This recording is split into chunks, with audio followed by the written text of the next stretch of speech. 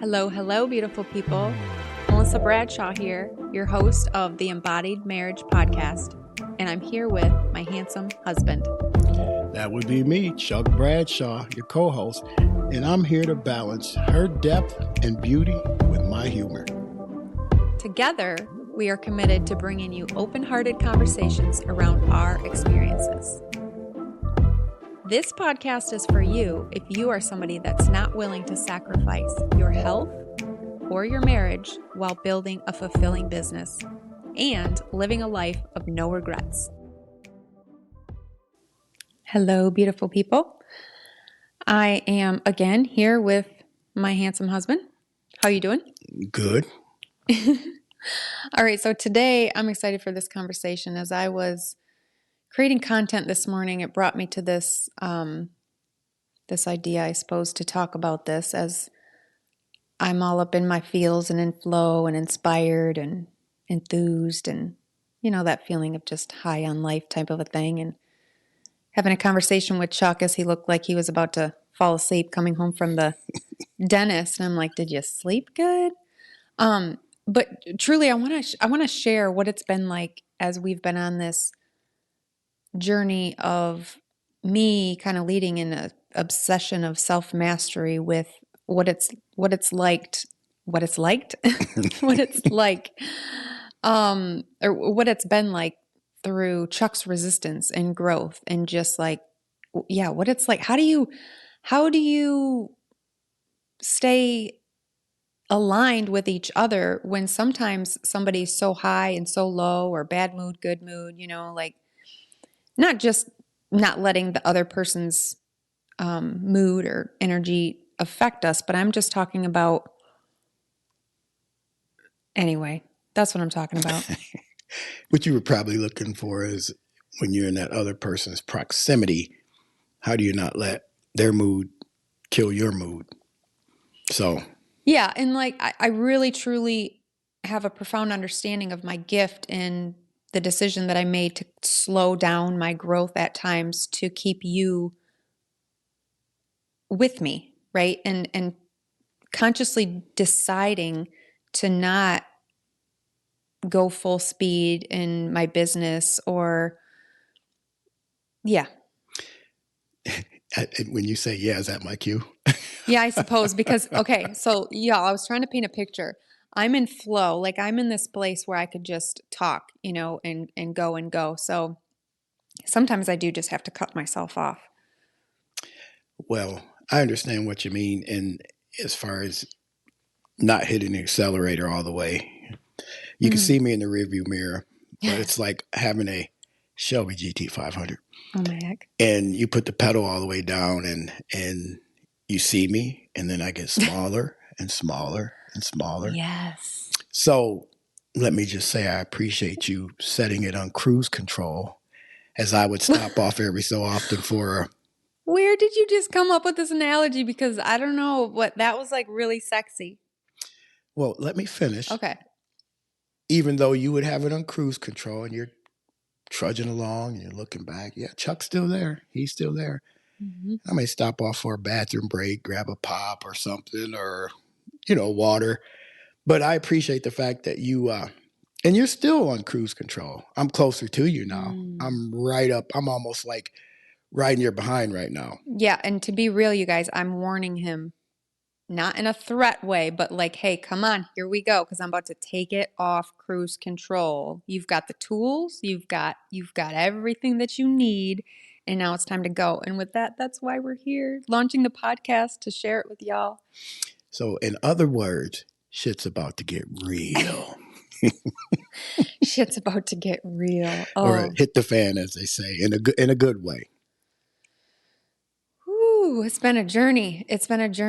14 years together, 10 years married, and journeyed through so much. And we're here on the other side, and we're just getting started. So we're just so honored for you guys to be listening and to join our journey and to join our intimate world, if that may be what you decide. There's ways in which we can talk about that as well.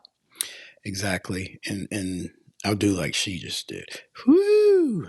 It's been quite a ride. I mean, We won't go deep into it, but we've been through therapy, individual, couples, and we're right here, and it's things are good. I think we're reaching that point where, well, I don't think I know. See, it's all about language, So I'm going to say I know we're growing, and we're growing very fast, and we're putting on the seatbelts, and that's why we're here to talk to you and be vulnerable and let you know that it is not easy. And if somebody tells you that, run. It gets easier though. I say we make hard things easier every single day. I mean, that was obviously one of my limiting beliefs is that things are hard, right? And even though I'm very open about things being hard, I'm not here to, say this leading with feminine leadership is all about tickling your fancy and being in your flow. It's about truly choosing your heart. It's all going to be hard, but how can we make it Right. easier? I'll tell you what's hard is when you live a life of regret. And so that, since he talked about therapy, that was it. It was 2016 when I had already done 25 years of consistent psychotherapy, and he never really explored that for himself. And you guys know what it's like to have your men be vulnerable and whatnot. So we were going through it, and I invited him. I didn't want to go back. At that point, I'd already been like done with therapy myself. Like I just felt like I didn't have a need for it, but I was willing to go back with him. And Thank you. I love you. Like we'll talk about therapy on another episode Right. and that, because really, you guys, it can cause shit to feel shitty, like toxic. It can make a lot of things worse if you're not equipped with the tools and if you're not on, yeah, we'll just say it like that. So, And I'm going to touch on that, and then we'll leave that alone. But when you say it can make things worse, I think resentment being at the forefront of one of the things that I think can get worse. So I think what we want to do is, since this is about me and my resistance, I'm willing to go out on a limb and let you ask me questions. Oh, okay. I like that. I like it. So, you guys, we said we're doing a podcast today, and it's like, okay, well, this is what we want to talk about, but we really truly want to bring you our open hearts and our vulnerabilities, and it not to be scripted and whatnot. So, let me ask you, yeah, what's been I your don't know. most, oh dear, okay, what's been the hardest part about being married to somebody that is obsessed with self mastery and regulating their emotions? I think the hardest part has been just following the lead. That's been the hardest part. Especially when like you said, you invited me to go do the therapy, and I had never done that, and it was about being vulnerable. Well, men hate to be vulnerable. We've been taught by society that vulnerability equals weakness. So the hardest part has been, I guess, jumping on board and buying into it, believing in it the way that you believe in it, seeing the big picture. Yeah, but what about even the times that you knew? Because I always say awareness is not enough, right? We can know the things to do. So even when you knew, then talk about that. Even when I knew, here's the key word: resistance. Mm-hmm. Okay, because once I had the awareness, then it was about putting in the work. And I think, for lack of a better word, just laziness. Not wanting to go deep, not wanting to get up and journal, not wanting to meditate, not wanting to soul search, just not wanting to do it. I think we're all okay with just being status quo. You And had to sorry to interrupt, but you had to let go of that identity of that you were lazy because that was one of your limiting beliefs. oh God, yes, that was So big. it's like death to us, you guys, when we change. So it was like death to you because you had to give up that identity of being lazy, because that's what I'm hearing from you. And I'll say this: I was wanting instant gratification, meaning, okay, MIlissa, I'll journal for a week, I'll meditate for a week, and then something would happen, or I would get upset, you would get upset with me, and then I would just drop the ball and think, okay, well, that's not working. which falls into consistency and discipline. You will hear us speak about those two words so much throughout our podcast journey. So I had to buckle down and be disciplined. Buckle down. So, and when I saw... What did that feel like when you buckled down? Like I was buckled down. Like you were in the Mustang? Oh, yes. Yes. Not just a Mustang, Shelby GT 500. Oh, okay. So I just had to dig in and stay consistent. And I will say that your lead played a huge part in it. There were times where there would be something that typically we would have a fight about, and just watching her walk away or stay calm, cool, and collected. And then I would say, well, geez, I can do that. She's doing it. Well, I can definitely do it. So your lead definitely played a part. You always say she led. Well, you definitely led, and that helped me to stay consistent. So again, thank you. Oh my gosh, I'm going to have to listen to this one myself. You're just getting all this praise. And so, it brings me to this concept or way of being embodied in feminine leadership and in our feminine essence, right? For you guys listening. And we're not able to feel safe to be able to be that for ourselves, let alone our family, friends, clients, world, whatever, if we don't feel safe, right? So the first way to do that, like he's saying, like be the bigger person. I've said many, many times. Huge. I've expressed to him my actual physical nervous system needs, which were, okay, I have a lot on my plate right now. So even if I'm snarky or you perceive me to be being a bitch or something like that, I'm going to need you to be bigger this week or today, right? Like it's not anything personal. If you guys know, like you know what it's like to live with chronic pain, significant physical pain.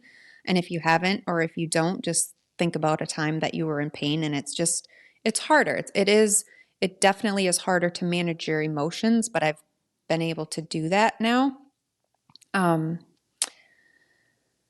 was big. That was good right there. And that's one of the things I've struggled with, is being bigger in times where either she was, guys out there, it was the time of the month, and then you compound that with some physical pain, and so she would be snarky or short or whatever. Meow. And it was catty. And it was hard for me to be bigger, and I'm still mastering that. It's a constant, consistent discipline that I'm mastering, and that's something that I'm going to consistently work on, is being bigger, because she's shown me multiple times that she can be bigger. Because hey, let's face it, I can be an asshole, and to see her be bigger just motivates and inspires me to be bigger when she's not at her best. And I was under this assumption, because Melissa's been doing this for a while. She's invested in mentors and mindset work. I had this false sense of, well, you've done all these things, so you should be perfect. Yeah. You should not be snarky with me. You should not have an attitude with me. That's been the hardest thing right there. That was exactly what you used to say to me, which you guys listening, it doesn't feel fair, right? Like, so the first step to feel safe in your body is to create that within yourself. Obviously, we want our partner, we want our spouse to have the emotional regulation that's going to create the safety for us to, like true trust is to be able to be your worst and your best with somebody, and for them not to use it as in a negative way. It's powerful. Yeah. There's so many thoughts that I want to share right now. I can see them spinning right off your head right now. Yeah. And I think that what's really important for me to convey to you listeners is that if you have a willingness, if you have a love, Chuck and I have never not loved each other, not ever been disconnected, even, intimately or anything like that. The conflicts and the misalignment was the trauma healing and the belief systems we Yes. had within ourselves, and to heal the insecurities and all of that. So let me just riff off a few things that we've gone through the past 14 years, 10 years married. We started out both ending marriages, which now looking back, we're like, oh my gosh, that must have really looked bad. But we really did. We got together immediately through both of our divorces, and we have so blended our families, right? Like in the beginning, it was rocky, and you guys, I mean, we came together with lifelong trauma, childhood trauma, Oh my. previous marriage trauma, and also experienced addictions, both like together that we shared individually. And that's a byproduct of trauma, obviously, for anybody that hasn't figured that out yet. That's what that is. So, going through addictions, we've built 2 houses together. I have had a DUI and lost my license for a significant amount of time during a period in which was very stressful. We were experiencing the journey of Chuck's mom having cancer and taking her to appointments and wanting to spend precious time with her. So it was hard because he was at work doing everything. And then, of course, he had to do the grocery shopping and the driving. And so it was really, that was around the time that we did go to therapy, because life just got really heavy and we didn't have the tools, we didn't have the mind to be able to, the emotional regulation, whatever, Right. to experience that. So we've gone through 2 bankruptcies, which we've both, judged or shamed or thought bad about ourselves. And obviously we've come over that. Gosh, what else? So just so much healing through childhood trauma, like I said, sexual abuse. I've totaled a couple vehicles due to alcohol. Just, it's been rough. Yeah, it's been very rough. And, I like that she moved into those things, because we definitely plan to touch on every one of those subjects, because vulnerability is all about putting it out there to help the next person. When you don't want to share those things, it's more ego of caring what somebody else is going to think. But when you get to that point where you no longer care what people think, life gets a whole lot easier, because, like we always say, you only get one of these. Mm-hmm. You don't get a repeat. So just helping that one person or that couple or whoever we can help by talking about what we've been through. And I think it's a testament to us standing here talking about this and being able to do this, that you can make it through anything. It's all about the mindset. And again, consistency and discipline. Yeah. So if it's hard, if it feels hard, if you were like Chuck and you had the belief system that it shouldn't be this hard, Oh, or God. stuff like that, like that doesn't mean, that's not evidence, y'all. Don't use that as evidence like, oh my goodness, my marriage is not going to work. You could be feeling like, if you love your partner, even if you want to reignite that love, or what, like first of all, I just want to say how much belief I have in people. People can change. So actually, I want to go back into asking you a question. But let me riff here just for a second about a client asked me, just maybe it was yesterday or this week, and she's been divorced and in a relationship after her first marriage as well. And she asked me something to the effect of, do I believe every relationship can work? Because, I'm all about self-responsibility. I'm all about healing yourself, knowing yourself. There's no way that you can create that safety, stability, trust, peace and joy and love unconditionally until you do it for yourself. You can't give your partner unconditional love or grace until you give it to yourself. Amen. And so my answer to her was very easy. No, obviously, I am divorced, right?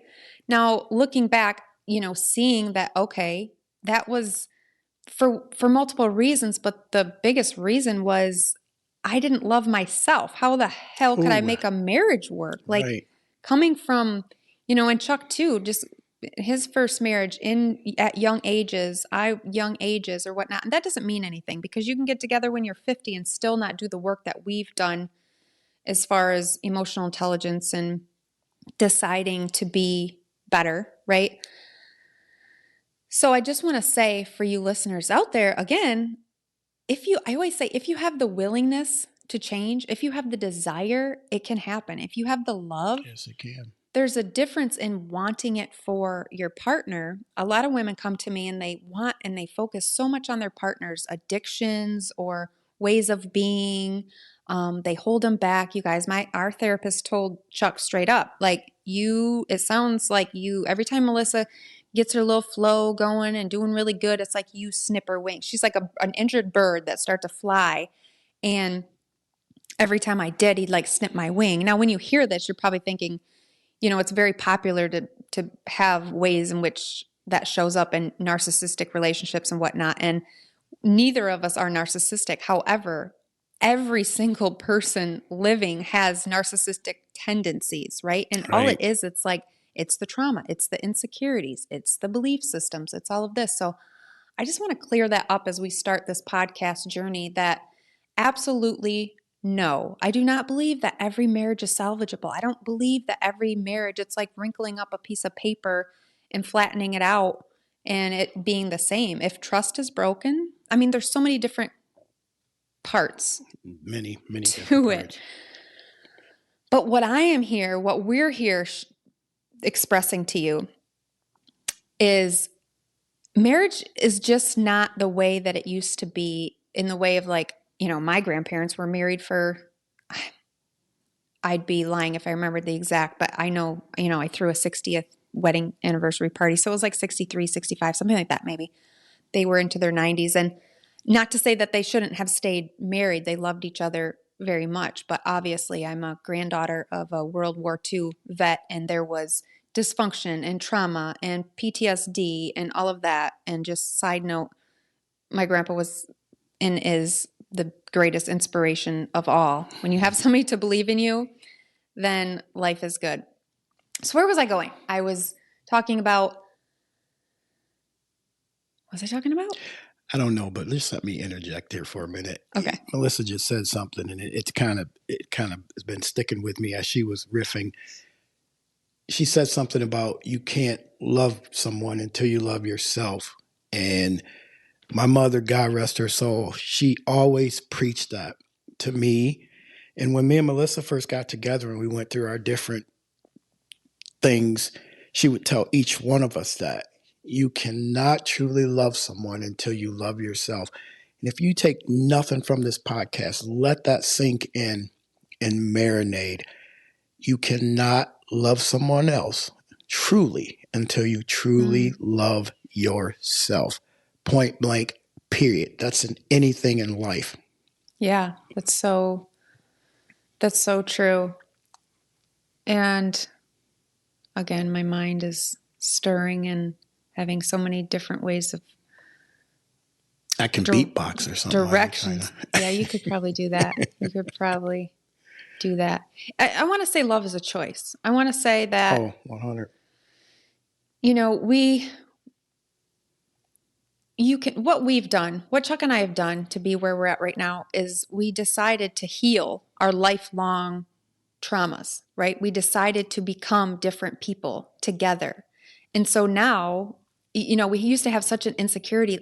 You guys, my greatest fear in the world, well, as I was building a business and, overcoming all of my stuff, trying to feel my best as living with chronic pain and visible illnesses and stuff like that, I was like, am I going to outgrow him? Am I going to lose him? And so we talked about that a little bit about the beginning of the podcast here.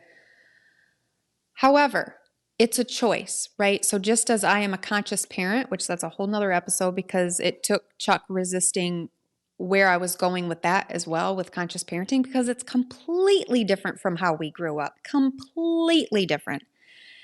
But we have a conscious marriage, meaning I choose you today, right? Am I right on that? Yeah, you're right. We're standing here, right? I choose you today, meaning, it's not that we're both divorced. So we know that you can be in a relationship and think it's going to last forever, but it doesn't. And we consciously choose to grow together. So it's like my thing is, what is the point in staying in a marriage if you're, okay, we're going to go back to you because we're going to talk about the obsession of self-mastery. If you know, like you know, like you know, you are a leader, you are here to be a high impact, high performing woman in business, and you obviously know your health is your wealth because you have to feel your best to be able to make a greater impact and so on and so forth. And that's I think the most conversations that I have with women, it's like, but their husbands aren't on board, or they feel like their husbands are slowing them down and whatnot. And I'm here to say that it is possible. I'm here to say that you can choose today. The more you get into today and just be mindful today, I mean, I don't know. So I think you have to know yourself to be able to say that you're choosing each other every day, or to have the trust. Or do you feel me? You know what I'm trying to say? I feel you.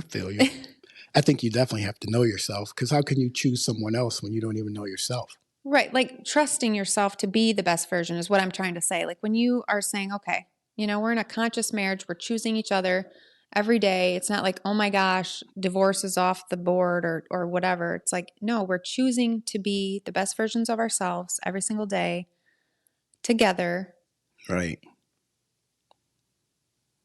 And when you're choosing each other every single day consciously, and you're being the best version of yourself, and you're growing together, then yeah, you're going to choose each other. Oh my gosh, I just thought of something. What you think? So you know how people say like things are happening when people are going to say like, who the hell does she think she is? Or who the hell do you think, they are? Can you share any of your experience as far as you saying that to me? Like, I can't remember exactly how it would come out, but I know you would feel it like, who the hell does she think she is?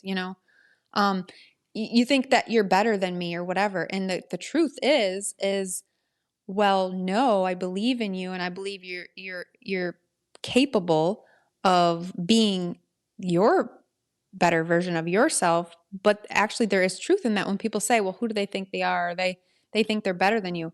Well, they don't think they're better than you, but they think they're better than themselves. Right. And so they raise their standards, and they, some people just know, some people have it within them. And I think that's the whole conversation here is I have been obsessed with self-mastery. I started my first diet at 7 years old. I played a acting psychiatrist in the corner of my living room at like probably 5, 6, 7. And it is just who I am, right? So I started off with my aunt sharing Chicken Noodle Soup for the Soul, if you guys know those books. Wow.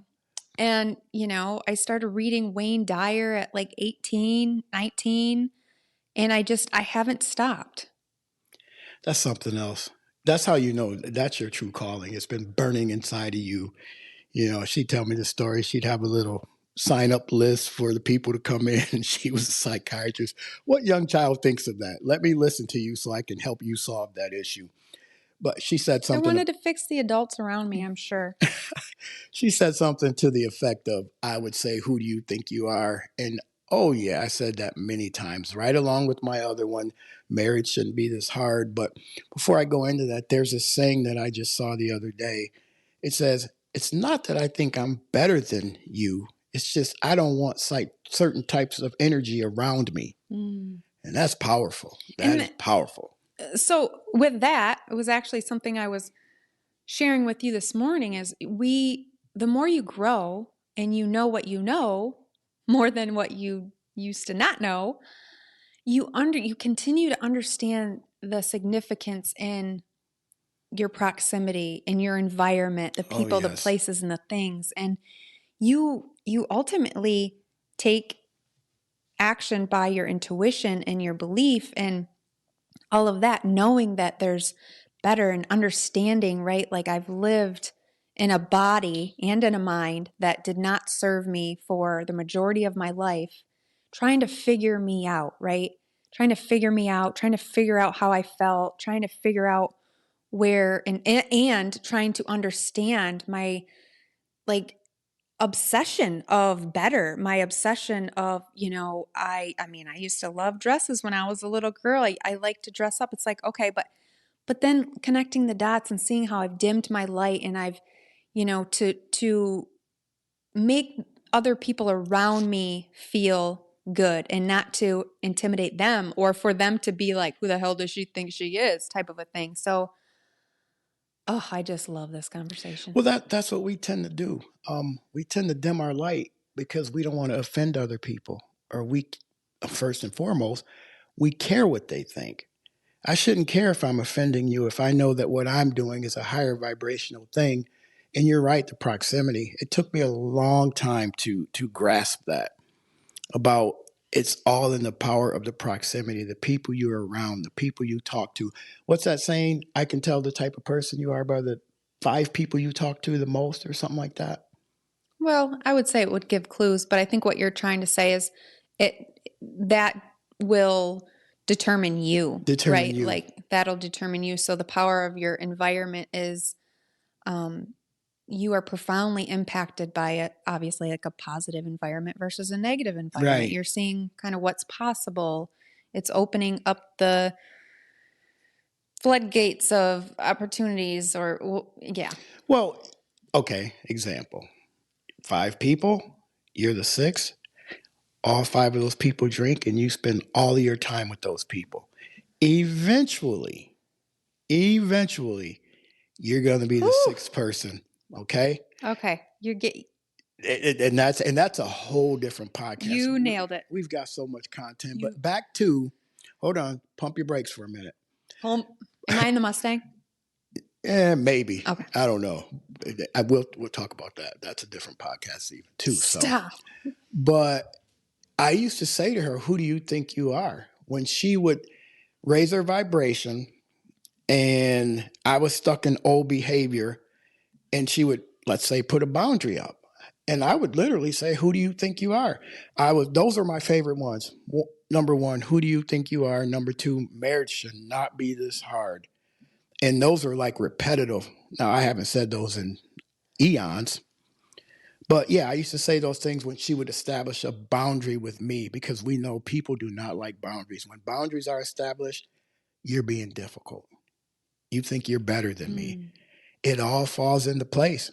So, and there's a difference between being controlled or controlling somebody and having higher standards, right? It's not that yes. I'm forcing you to be this way, dress this way, eat this way, go here, do this, whatever. It's like, so there's been a lot of transitional experiences through that. Okay, so I have a question for you. But first, I want to say, or kind of remind you that, remember how I would never even promise you? I wouldn't use the word promise. I would always say to you and Garen, I'm not going to promise you, right? Right. Like, I'm not going to promise you I'm going to be there or make the dinner or whatever. I would never use the word promise because I didn't trust myself, y'all. Like, I didn't create trust within myself to trust my body first and foremost. Like, when you live with experience in invisible illness, chronic pain, whatnot, or just, which is essentially the opposite of regulating your emotions, you don't trust yourself. So my question for you is,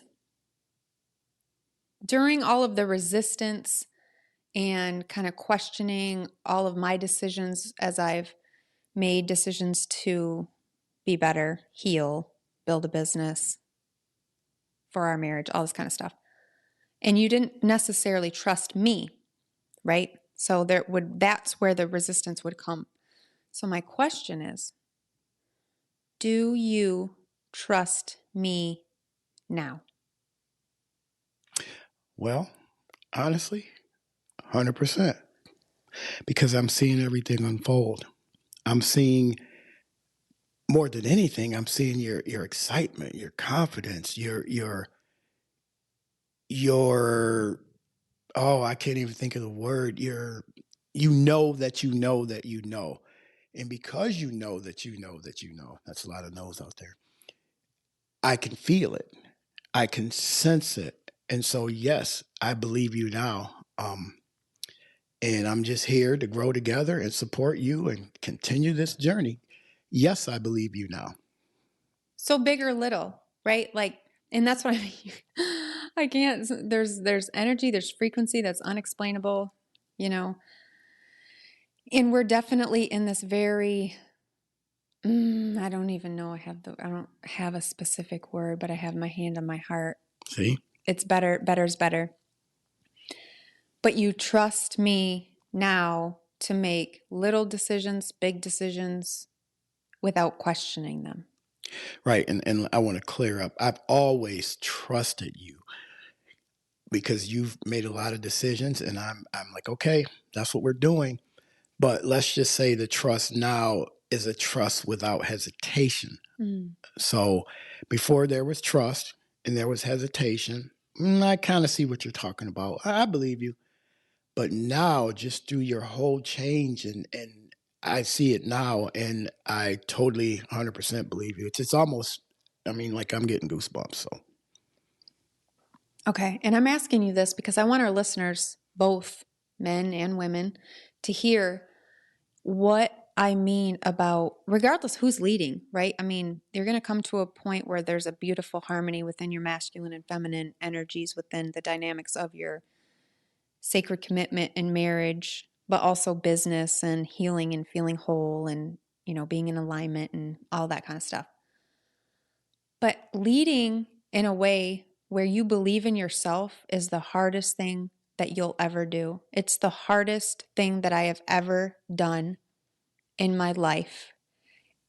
It's the thing that I've done over and over and over and over. I've listed and we've shared in this podcast things that we've gone through, which were hard, significant diagnosis, mental health challenges, body, death, financial hardship. And you guys know, like financial hardship, like doing this on edges, making investments in myself, believing that that was life or death because it was life or death in my eyes.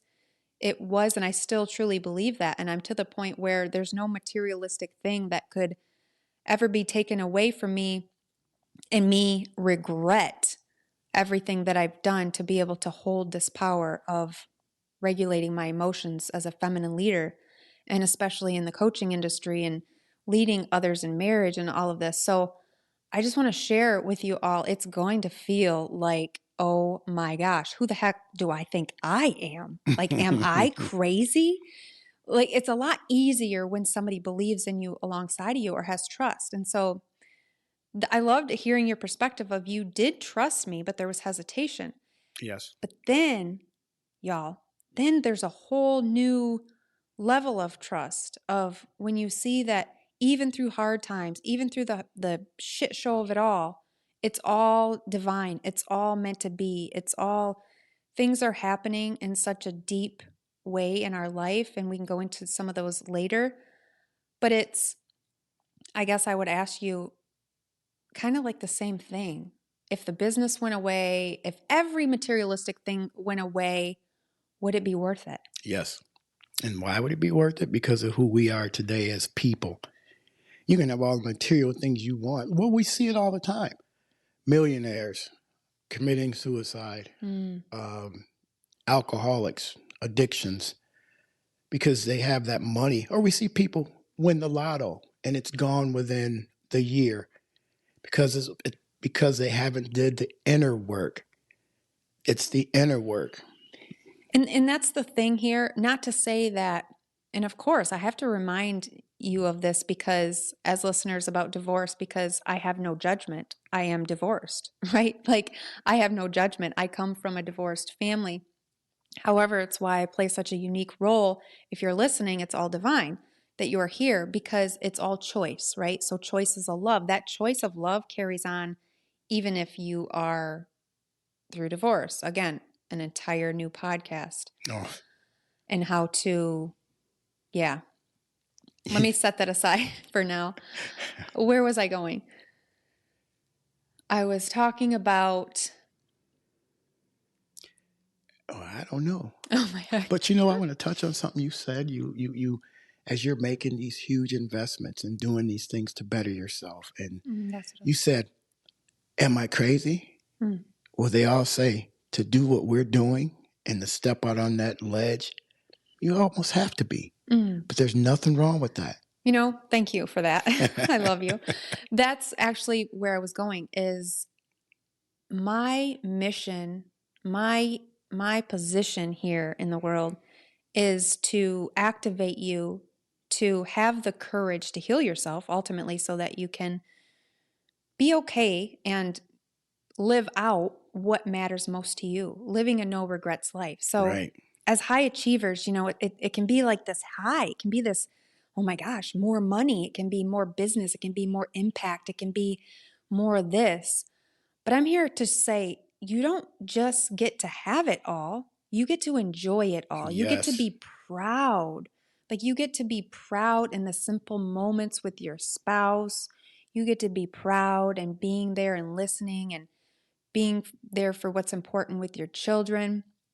And so it's not to say that sometimes that may not be your journey. Your journey may be to separate from your partner and for you to, live a different life and so on and so forth. But I'm here to have you contemplate or think about how courageous you are being in honoring your true self. And that takes a lot of letting go, uncovering, undoing society and the belief systems and the programs in which you've lived around. And what I have found is that during my journey of investing in people that were quite a ways ahead of me, 7 figures, 8 figures, I've always been the small one in the room. I've always surrounded myself with sharks. Looking back, I didn't even realize I was doing that. And so that was God. That was spirit. That was, yes, I believed in myself. But I just want to say for all you guys listening, like, it's okay. And it's okay to pivot and it's okay to change and it's okay to completely have radical transformations within every aspect of your life. So just know that my message here, our message here is to serve you in whatever way, aligns. Leave what doesn't feel good, take the rest. Exactly. And also to let you know, it's okay to be courageous. It's okay to be, I like to call it the 2 C's, courageous / a little bit of crazy. Because some of the things that we've taken on and some of the jumps that we've done together, they were quite scary. Yeah, according to society, that is crazy. We are crazy. Exactly. And that's why I say, don't question yourself about being crazy. We are crazy. But for you listening, you know that as an entrepreneur, that's what it takes. Boom. Right? It takes a level of leadership, of us going first, of this has been good. Very, very good. Let me see if we can just wrap it up with a smaller question. This was based on you opening the door for me to ask questions. Yeah, so what was I thinking? Okay, so I asked you what was the hardest, and you shared. What's been the easiest in your experience as far as going through the resistance journey and me leading in self-mastery? Watching. That's been the easiest. I mean, Wait a minute, you're kind of lazy just sitting back watching. No. Well, I'm saying just sitting back and watching you grow. Of course, I've been resistant, scratching, kicking, maybe even biting. But just sitting back watching you grow has been the easiest part. And that has allowed me to sit back and say, okay, well, yeah, that can be done, knowing what you've come from and what I've come from. And so that might be a very simple answer, but just sitting back and watching you do the things that you do, that's been the easiest part. Of course, that sounds, I'm not calling myself lazy, but that sounds, pretty easy. I'm going to sit back and watch you. I actually like how we're wrapping this conversation up because as I tell you all, it's like we choose our hard, right? Things are hard. We just make hard things easier. So if you have a partner that you love, like you love, like you love, if you have a business that you love, like you love, if you have a desire, if you have a dream, lead yourself first. Oh, yes. Because Powerful. that's going to show, obviously, as Chuck's just, and some of these things that Chuck's sharing on this podcast is new to me. And that's going to make it easier. It's going to make it easier for them. So if you think about, I have such a profound, deep love for men. Again, a whole nother episode. But men carry more pressure, more responsibility, more, responsibility to provide and perform and be and suppress and la-di-da-di-da. Yeah. So how can we make it easier for our spouse? We can lead ourselves, take responsibility, trust ourselves, show them that, hey, it's all right. I have, trust in you that you're carrying a lot, or, like we know as women, if you guys are in this journey of evolution and raising our consciousness and all of that, it's like, how much work it takes. Okay. Like I literally have a PhD in this stuff, like with life experiences, time, energy, effort, money, whatever. And that's how you do it. Like, Yeah, that's powerful. trust yourself, lead yourself, make it easier for your partner. Don't rely on your happiness to come from your partner when your partner is more than likely involved in a lot of other things. Well, and also I can say that for men who are going through the same thing, because there are men out there who want better, who want to be better. Same thing. Lead. Lead. It's a powerful action to take. Put yourself first, work on you, and they will follow. What's that movie? If you build it, they will play. I don't know that movie, but that's okay. And I might even said it wrong. But people out there, I think you know what I'm talking about, the baseball movie. So with that being said, we're going to wrap this up. And like I said, there's so much more we're going to touch on. We kind of skimmed over a couple things here today. And we're going to just continue to bring you more podcasts. Yeah, let me just end it on this. You guys, if you're like, where do I start as far as like this environment and the people and the place and the things? And I want to be the person that people are like, who the hell does she think she is? I mean, in the matter of like in relationship or in your business and whatever that is, you can download Embodied Goddess Playbook, and I'm going to walk you through it. Walk it out. Mm-hmm. Walk it out. Okay, everybody, we hope you enjoyed this podcast. We will be back with another podcast, many more to come in a series of podcasts. So with that being said, peace and love. Thank you so much for joining the Embodied Marriage Podcast. If you're finding any value from this, could you please go ahead and subscribe and leave us a review? It allows for our message to get out to more people just like you.